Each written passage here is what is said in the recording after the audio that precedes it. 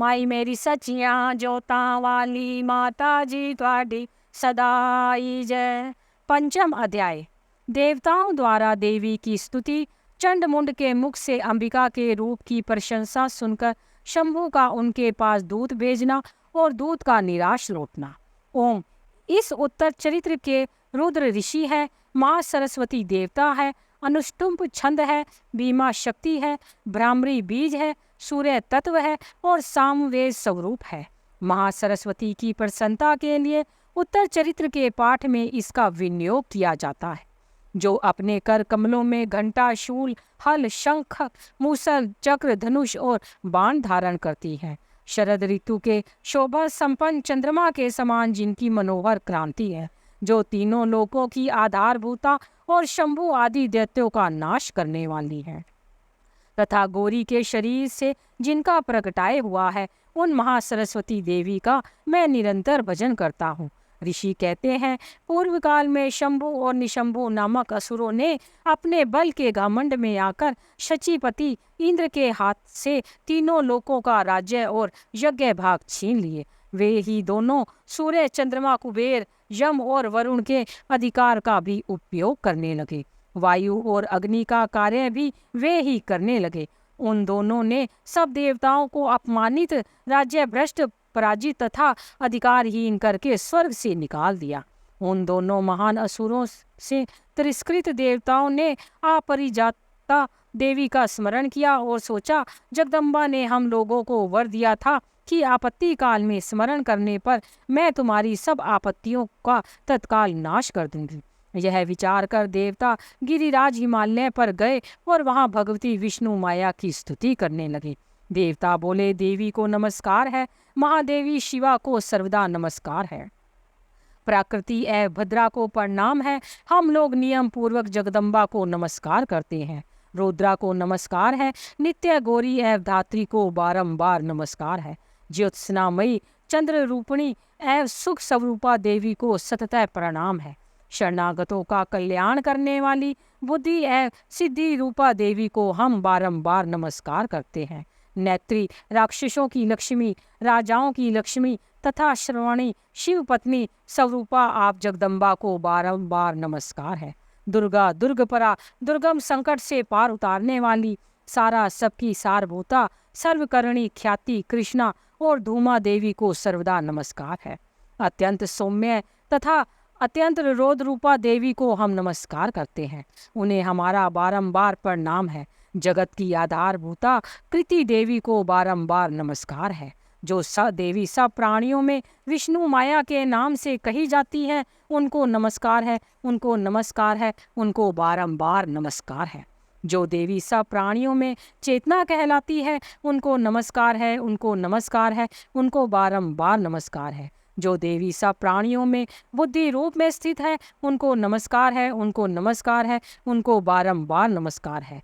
जो देवी सब प्राणियों में निद्रा रूप में स्थित है, उनको नमस्कार है, उनको नमस्कार है, उनको बारंबार नमस्कार है। जो देवी सब प्राणियों में श्रद्धा रूप में स्थित है, उनको नमस्कार है, उनको नमस्कार है, उनको बारंबार नमस्कार है। जो देवी सब प्राणियों में छाया रूप में स्थित है, उनको नमस्कार है, उनको नमस्कार है, उनको बारंबार नमस्कार है। जो देवी सब प्राणियों में शक्ति रूप में स्थित है, उनको नमस्कार है, उनको नमस्कार है, उनको बारंबार नमस्कार है। जो देवी सब प्राणियों में तृष्णा रूप में स्थित है, उनको नमस्कार है, उनको नमस्कार है, उनको बारंबार नमस्कार है। जो देवी सब प्राणियों में शांति क्षमा रूप में स्थित है, उनको नमस्कार है, उनको नमस्कार है, उनको बारंबार नमस्कार है। जो देवी सब प्राणियों में जाति रूप में स्थित है, उनको नमस्कार है, उनको नमस्कार है, उनको बारंबार नमस्कार है। जो देवी सब प्राणियों में लज्जा रूप में स्थित है, उनको नमस्कार है, उनको नमस्कार है, उनको बारंबार नमस्कार है। जो देवी सब प्राणियों में शांति रूप में स्थित है, उनको नमस्कार है, उनको नमस्कार है, उनको बारंबार नमस्कार है। जो देवी सब प्राणियों में श्रद्धा रूप में स्थित है, उनको नमस्कार है, उनको नमस्कार है, उनको बारंबार नमस्कार है। जो देवी सब प्राणियों में क्रांति रूप में स्थित है, उनको नमस्कार है, उनको नमस्कार है, उनको बारंबार नमस्कार है। जो देवी सब प्राणियों में लक्ष्मी रूप में स्थित है, उनको नमस्कार है, उनको नमस्कार है, उनको बारंबार नमस्कार है।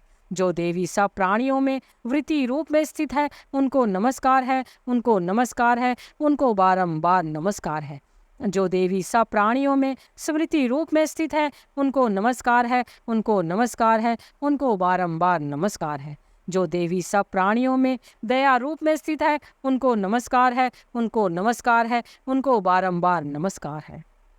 जो देवी सब प्राणियों में तुष्टि रूप में स्थित है, उनको नमस्कार है, उनको नमस्कार है, उनको बारंबार नमस्कार है। जो देवी सब प्राणियों में माता रूप में स्थित है, उनको नमस्कार है, उनको नमस्कार है, उनको बारंबार नमस्कार है। जो देवी सब प्राणियों में भ्रांति रूप में स्थित है, उनको नमस्कार है, उनको नमस्कार है, उनको बारंबार नमस्कार है। जो जीवों के इंद्रिय वर्ग की अधिष्ठी देवी है, सब प्राणियों में सदा व्याप्त रहने वाली है, उन व्याप्ति देवी को बारंबार नमस्कार है। जो देवी चैतन्य रूप से इस संपूर्ण जगत को व्याप्त करके स्थित है, उनको नमस्कार है, उनको नमस्कार है, उनको बारंबार नमस्कार है।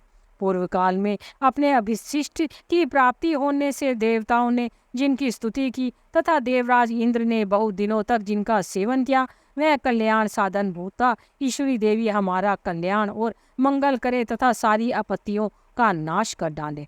उदंत दैत्यों से सताए हुए हम सभी देवता जिन परमेश्वरी को इस समय नमस्कार करते हैं तथा जो भक्ति से विनम्र पुरुषों द्वारा स्मरण की जाने पर तत्काल ही संपूर्ण विपत्तियों का नाश कर देती है, वे जगदम्बा हमारा भी संकट दूर करे।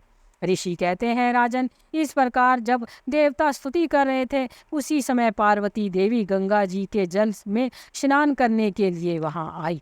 उन सुंदर भौहों वाली भगवती ने देवताओं से पूछा, आप लोग यहाँ किसकी स्तुति करते हैं? तब उन्हीं के शरीर कोश से प्रकट हुई शिवा देवी बोली, शंभु दैत्य से तिरस्कृत और युद्ध में निशंभु से पराजित हो यहाँ एकत्रित हुए ये समस्त देवता यह हमारी स्तुति कर रहे हैं। पार्वती जी के शरीर कोश से अंबिका का प्रादुर्भाव हुआ, इसलिए वे समस्त लोकों में कोशकी कही जाती हैं। कोशकी के प्रकट होने के बाद पार्वती देवी का शरीर काले रंग का हो गया, अतः वे हिमालय पर रहने वाली कालिका देवी के नाम से विख्यात हुई। तदंतर शंभु निशंभु के भृत्य चंडमुंड वहां आए और उन्होंने परम मनोहर रूप धारण करने वाली अंबिका देवी को देखा। फिर वे शंभु के पास जाकर बोले, महाराज, एक अत्यंत मनोहर स्त्री है जो अपने दिव्य क्रांति से हिमालय को प्रकाशित कर रही है। वैसा उत्तम रूप कहीं किसी ने भी नहीं देखा होगा। असुरेश्वर, पता लगाइए वह देवी कौन है और उसे ले आइए। स्त्रियों में तो वह रतन है, उसका प्रत्येक अंग बहुत ही सुंदर है तथा वह अपने श्री अंगों की प्रभा से संपूर्ण दिशाओं में प्रकाश फैला रही है। दैत्यराज, अभी वह हिमालय पर ही मौजूद है, आप उसे देख सकते हैं। प्रभु, तीनों लोकों में मणि, हाथी और घोड़े आदि जितने भी रतन हैं, वे सब इस समय आपके घर में शोभा पाते हैं। हाथियों में रतनभूत ऐरावत और परिजात का वृक्ष और यह उच्च श्रवा घोड़ा, यह सब आपने इंद्र से ले लिया है। हंसों से जुता हुआ यह विमान भी आपके आंगन में शोभा पाता है। यह रतनभूत अद्भुत विमान जो पहले ब्रह्मा जी के पास था, अब आपके यहाँ लाया गया है। यह महापद्य नामक निधि आप कुबेर से छीन कर लाए। समुद्र ने आपको किंजनकनी नाम की माला भेंट की है, जो केसर से सुशोभित है और जिनके कमल कभी नहीं कुमलाते हैं। स्वर्ण की वर्षा करने वाला वरुण का छत्र भी आपके घर में शोभा पाता है तथा यह श्रेष्ठ रथ जो पहले प्रजापति के अधिकार में था, अब आपके पास मौजूद है। दैतेश्वर, मृत्यु की उत्क्रांतिदा नाम वाली शक्ति भी आपने छीन ली है तथा वरुण का पाश और समुद्र में होने वाले सब प्रकार के रतन आपके भाई निशंभु के अधिकार में। अग्नि ने भी स्वतः शुद्ध किए हुए 2 वस्त्र आपकी सेवा में अर्पित किए हैं। दैत्यराज, इस प्रकार सभी रतन आपने एकत्र कर लिए हैं। फिर जो यह स्त्रियों में रतन रूप कल्याणमयी देवी है, इसे आप क्यों नहीं अपने अधिकार में कर लेते? ऋषि कहते हैं, चंडमुंड का यह वचन सुनकर शंभु ने महादैत्य सुग्रीव को दूत बनाकर देवी के पास भेजा और कहा, तुम मेरी आज्ञा से उसके सामने ये बातें कहना और ऐसा उपाय करना जिससे वह प्रसन्न होकर शीघ्र ही यहाँ आ जाए। वह दूत पर्वत के अत्यंत रमणीय प्रदेश में जहाँ देवी मौजूद थी गया और मधुर वाणी में कोमल वचन बोला। दूत बोला, देवी, दैत्यराज शंभु इस समय तीनों लोकों के परमेश्वर हैं। मैं उन्हीं का भेजा हुआ दूत हूँ और यहाँ तुम्हारे ही पास आया हूँ। उनकी आज्ञा सदा सब देवता एक स्वर में मानते हैं, कोई उसका उल्लंघन नहीं कर सकता। वे संपूर्ण देवताओं को परास्त कर चुके हैं। उन्होंने तुम्हारे लिए जो संदेश दिया है उसे सुनो। संपूर्ण त्रिलोकी मेरे अधिकार में है। देवताओं भी मेरी आज्ञा के अधीन चलते हैं। संपूर्ण यज्ञों के भागों को मैं ही पृथक पृथक भोगता हूँ। तीनों लोकों में जितने श्रेष्ठ रत्न हैं वे सब मेरे अधिकार में हैं। दैत्यराज इंद्र का वाहन ऐरावत जो हाथियों में रत्न के समान है मैंने छीन लिया है। क्षीर सागर का मंथन करने से जो अश्व रत्न उच्च श्रवा प्रकट हुआ है उसे देवताओं ने मेरे पैरों पर पड़कर समर्पित किया है। सुंदरी, उनके सिवा और भी जितने रत्नभूत पदार्थ देवताओं, गंधर्वों और नागों के पास थे वे सब मेरे ही पास आ गए हैं। देवी, हम लोग तुम्हें संसार की स्त्रियों में रत्न मानते हैं, अतः तुम हमारे पास आ जाओ, क्योंकि रत्नों का उपभोग करने वाले हम ही हैं।